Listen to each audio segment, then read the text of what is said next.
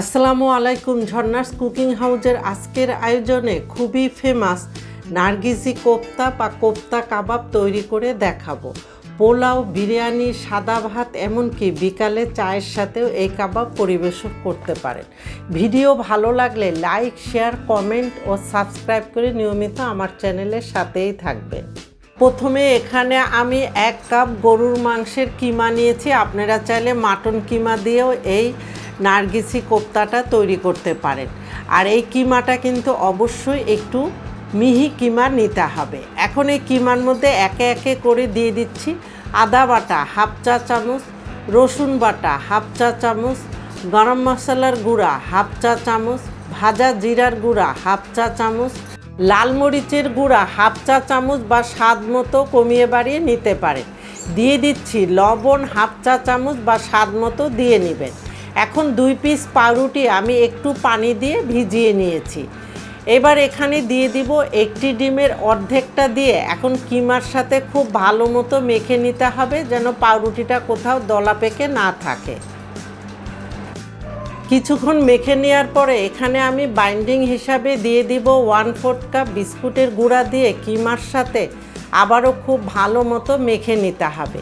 মাখতে মাখতে যখন এই মিশ্রণটা একটু আঠালো হবে তখন বুঝে নিতে হবে আপনার এই মিশ্রণটা মাখানো একদম পারফেক্ট হয়েছে। আপনাদের মিশ্রণটা যদি আঠালো না হয় সেই ক্ষেত্রে আরও 1 থেকে 2 টেবিল চামচ বিস্কুটের গুঁড়া অ্যাড করতে পারেন।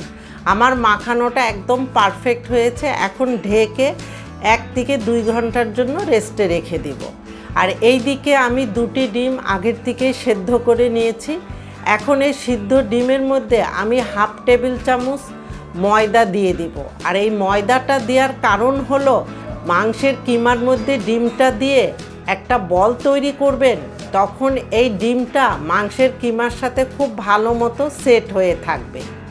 2 ঘন্টা পরে ফিরে আসলাম। 2 ঘন্টা পরে মিশ্রণটাকে হাত দিয়ে একটু মেখে নিয়ে 2 ভাগ করে এখান থেকে আমি 1 ভাগ হাতের তালুতে নিয়ে এইভাবে একটু চেপে চেপে বড় করে নিয়ে মাঝখানে ময়দা মাখানো ডিমটা দিয়ে এই কিমার মিশ্রণ দিয়ে ডিমটাকে খুব ভালো মতো ঢেকে দিয়ে ডিমের আকৃতিভাবেই তৈরি করে নিতে হবে। আর মসৃণভাবে এটাকে শেপ দিতে হবে যেন কোনো সাইডে ফাঁকা বা ফাটা না থাকে।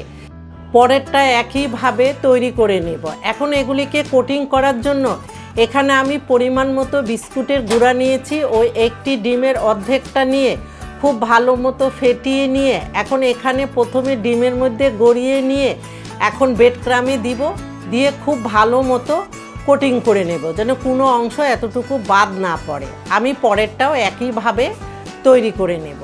এখন এগুলি তৈরি হয়ে গিয়েছে। এখন ফ্রিজের নর্মাল চেম্বারে 10 থেকে 15 মিনিটের জন্য রেখে দেব।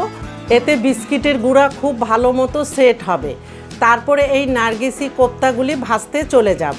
আর এই নার্গিসি কোপ্তা ভাজার জন্য চুলায় আগের থেকে একটি প্যানে বেশ কিছুটা তেল দিয়ে আমি গরম করে নিয়ে এখন চুলার হিট মিডিয়াম লোর মাঝামাঝি রেখে নার্গিসি কোপ্তাগুলি দিয়ে গোল্ডেন ব্রাউন করে ভেজে নিতে হবে। আর একটি চামচের সাহায্যে উপরের দিকে এইভাবে তেল দিয়ে দিতে হবে, তাহলে কোপ্তাগুলি সব সাইডে সমানভাবে ভাজা হবে। আর এই দিকে আমার নার্গিসি কোপ্তা বা কোপ্তা কাবাব ভাজা হয়ে গিয়েছে। এখন এর থেকে এক্সট্রা তেল ঝেড়ে নিয়ে একটি প্লেটে কিচেন টিস্যু নিয়ে তার উপরে নিয়ে এখন আমি একটু ঠান্ডা হলে কেটে আপনাদেরকে একটু দেখিয়ে দিচ্ছি যে এটা কতটা নাইস হয়েছে আর খেতে অসম্ভব মজা হয়েছে।